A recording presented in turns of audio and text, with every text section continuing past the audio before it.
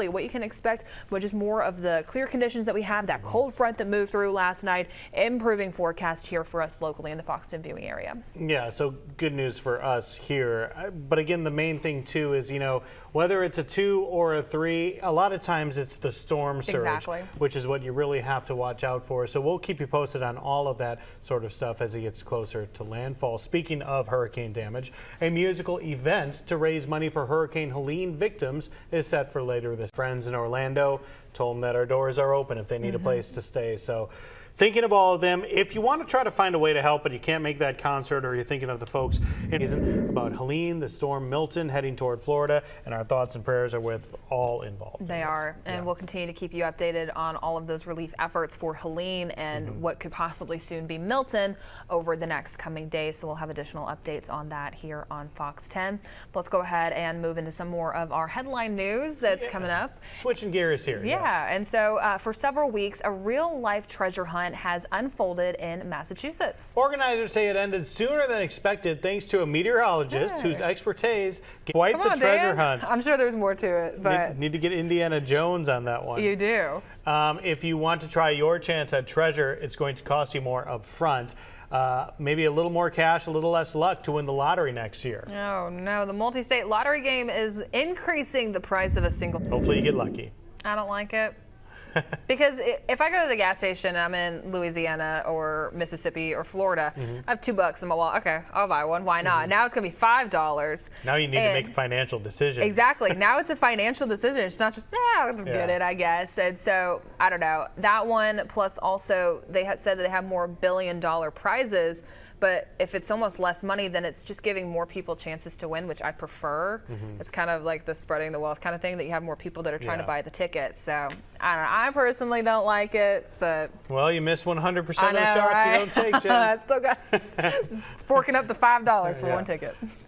Well, some thrifty bargain hunters are helping left behind travel baggage. Cool. I'm surprised we don't see more of them, honestly. I know. I am too. Yeah, just You'd feel like almost all airports would have their own, because there's enough stuff left Vegas behind. would. Like, that seems like a very Vegas thing to me. Yeah. All right, you're invited to become a member of Mobile Baykeeper and enjoy some fresh Gulf oysters at their upcoming membership drive. We'll have details ahead. And also, the USA Wesley Foundation is hosting a fall festival to raise money for its ministry. We'll have information on this event coming up next. Well, we've been talking about it for this morning, and today is What's Cooking. We're checking in with our sister station in New Orleans. They're adding an unlikely ingredient to a pasta dish, boiled peanuts. Check it out.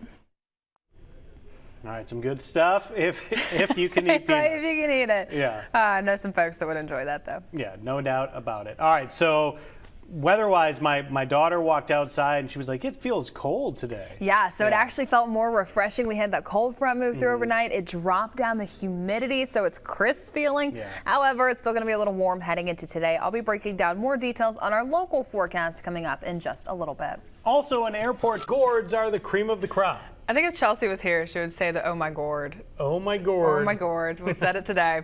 Well, they all got a chance to shine at the Elk Grove Giant Pumpkin Festival in California this weekend. Here's the story. That is fun when you see them carved out and the people are using them as like canoes going down. That's fun stuff. That's fun. Well, I did buy pumpkins yesterday. Oh, you did? I did. We were debating when to get them. We haven't gotten any yet. I got some. They're not that size, but they're decent. We're like $4. So I'm only going to buy them if they're that size. See y'all next. Good for most people, not those with peanut allergies. I was going to say, for me, not so much. My friend Jen here, but good stuff. We'll show you that. Chelsea is working off air this morning. I'm Joe. This is Jen. We do want to start with the latest updates on Hurricane Milton. Studio 10, St. James Major Catholic Church is hosting its annual fall festival this weekend. And here today to tell us all about it are Reverend Father Godwin Imoru and Veronica Burcho. Thank you so much for being here today. Thank you for having us. And so just starting off first, can you tell me a little bit about the fall festival that's going to be taking place this weekend? Yes, our fall festival is this Saturday, October 12th from noon until. We have lots of great food, barbecue ribs and chicken and fried fish. We have several health screening booths. We have a voter information registration booth. We have kids activities, we have a country store, we have baked and sweets, good boots.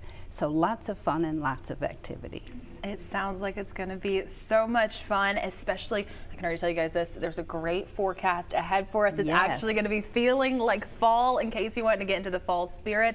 And so, Father Imoru, can you tell us just a little bit about the theme for this year's event? Okay, our theme for this year is faith, family, fun, and food. There you go. You got the 4 F's, and I know that you guys are going to cover all of that. It's going to be so much fun. But you had also mentioned that this is going to be a fundraiser. And so what does that go towards? This is our major annual fundraiser, which helps to provide support to our church as well as our spiritual ministries. And in turn, it enables us to help those in need within our community. And one of our many areas that we help support the community is through our weekly food bank. And so it's just helping to go back to the community, but also having fun while doing it. You can bring the kids out, you can enjoy some good food. It is free to attend, I see there on the screen. And so if folks, they want to get involved with some of this, they want to come, they help with the fundraiser, how can they go about doing so? You can, we're on Facebook, St. James Major Church on Facebook as well, and our address is 714 North College Street, Pritchard, Alabama. And Father, if folks just want to get involved too with the church and they maybe want to come to any of the services, when and where do those take place? Yes, our Mass is on Saturday at 4 p.m. and on Sunday at 9:30. And like she said, Faith Community serves the pastoral, spiritual, and temporal. That is the material needs of our community. And that is why we are having this fundraiser, or why we do it every year. And I know that it's going to be so much a nice time heading into this weekend. And was there anything else that you both wanted to add just to get folks to either come out to this event, take part in the fundraiser, or even come check out the church? We're just asking everyone to come on out, have a good time. It's a family affair. Yes. And as always, we're going to have all of this information on our website in case you want to go check it out. You want to share it with someone that you know. All of those details will be on our Facebook page and also on our website, fox10tv.com, under the Studio 10 tab. But thank you so much for being here this morning. Thank you again for having us. Of course. Joe. The Mobile Baykeeper is hosting its Fall Member Drive and Oyster Jamboree this weekend at the Hope Farm. Here today to tell us more about this event and how you can become a member of Mobile Baykeeper is Communications Director Kane O'Rear. Thank you so much for being here. Thanks for having me. And so starting off first, I want to talk about the event. What is the purpose of this event and when is it taking place? So it's taking place this Saturday. It's from 4 to 7 at the Hope Farm in Fairhope. Beautiful, beautiful farm. There's going to be great food, great beer, great entertainment. 4 to 7, it's available to our members. So anyone who has made a donation of $50 or more is a member. That gets you into the event. The funds generated from this event and from our Fall Member Drive go towards our work to defend and revive the waters of coastal Alabama. Our theme this fall and winter is oysters. We're focusing on reef restoration. So that's kind of the theme. Come down, enjoy some great local oysters from oyster farms like Admiral Oyster Farm, Bama Bay. Reef restoration is a huge part of our mission. Since the 1950s, we've lost almost 80% of our oyster reefs. What we're doing is we've started an oyster gardening program where we're growing oysters on volunteer docks, growing them from the larval stage up to maturation, then reintroducing them into the bay. We're going to try to put 80,000 oysters back into the bay this year. And oysters are essentially the kidneys of the sea. They are filter feeders. They can filter up to 10 gallons of water per day.